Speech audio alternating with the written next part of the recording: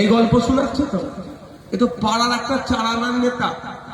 এই যখন ফাঁদে পড়ে যাবে, এর পাশে তৃণমূল দাঁড়াবে? এর মসজিদ কেড়ে নিচ্ছে, এর মাদ্রাসা কেড়ে নিচ্ছে, এর ঈদগাহ কেড়ে নিচ্ছে, এর বাপের কবর কেড়ে নিতে চাইছে, এর মায়ের কবর কেড়ে নিতে চাইছে, এর ওয়াকাফটা কেড়ে নিতে চাইছে। শাসক তখন ওর পাশে দাঁড়ায়নি, এর ফাঁদে পড়লে পাশে দাঁড়াবে মনে হয়? আপনাদের এখান থেকে একটু আগে গেলি তো সন্দেশখালী, সন্দেশখালীর যিনি নিজেকে বেতাস বাদশাহ বলে দাবি করত, তার পাশে দল দাঁড়িয়েছে। খোঁজ নিয়ে দেখুন, এই চারানার তো সে পাড়ার নেতা নয়, সে একটা বিধানসভা, দুটো বিধানসভা, লোকসভা নির্বাচনে সব থেকে বেশি লিড যার এলাকা থেকে হতো, সে ফাঁদে পড়ে গিয়েছে, দল তার পাশে আর দাঁড়াচ্ছে না।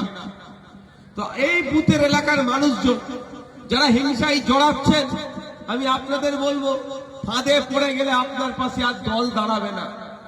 এইখানে হিংসা করার কি আছে?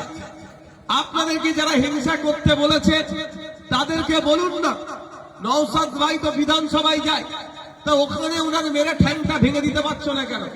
পাড়াতে কেন ঠ্যাং ভাঙার কথা বলছো ভাই? কি বলছি বুঝতে পেরেছেন? তোমার কথাটা কি কারো খারাপ লাগছে?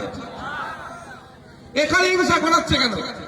নওশাদ সিদ্দিকী তো বিধানসভায় যায়, কলকাতার ওপর দিয়ে আসলো তো, রাজারহাটের ওপর দিয়ে আসলো তো, তাহলে নওশাদ সিদ্দিকী তো ওইখানেই আটকে দিতে পারেন আপনারা, এখানে আসতেই পারবে না। ও এখানে আসার সুযোগ আপনারাই দিচ্ছেন, আটকাচ্ছেন না, মানে সুযোগ হয়ে যাচ্ছে। তাহলে আপনি আমার বুথে কেন হিংসাটা ছড়াচ্ছেন? এটা হচ্ছে আরএসএস এর একটা প্ল্যান।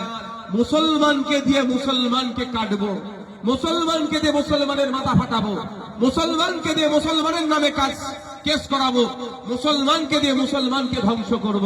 এটা মমতা ব্যানার্জি পশ্চিম বাংলায় চালু করেছে।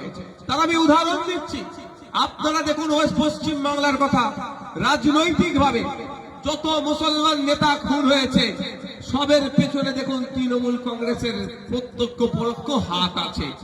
যত ভালো ভালো মুসলিম লিডার খুন হয়েছে, সবের পিছনে তৃণমূলের হাত আছে। এটা থেকে বোঝা যাচ্ছে যে মমতা ব্যানার্জি আরএসএস এর কথা শুনে এই মহল্লাতে হিংসা ছড়িয়ে দিচ্ছে।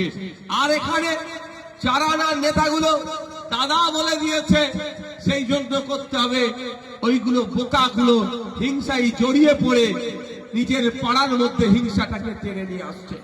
আমি শুধু এটা মুসলমানদের জন্য প্রযোজ্য বলছি না, যারা পিছড়ে বর্গের আছে, দেখবেন যেখানে দলিত ভাই আছে, অন্য দলিতকে দিয়ে তার উপরে আক্রমণ করাচ্ছে।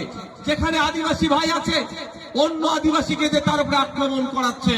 মানে যারা পিছড়ে বর্গের আছে, ইন্টার কাস্ট, তাদেরকে নিজেদের মধ্যে উইদিন কাস্ট লড়িয়ে দিয়ে তাদেরকে ধ্বংস করার চক্রান্ত প্রান্তে দাঁড় করাচ্ছে।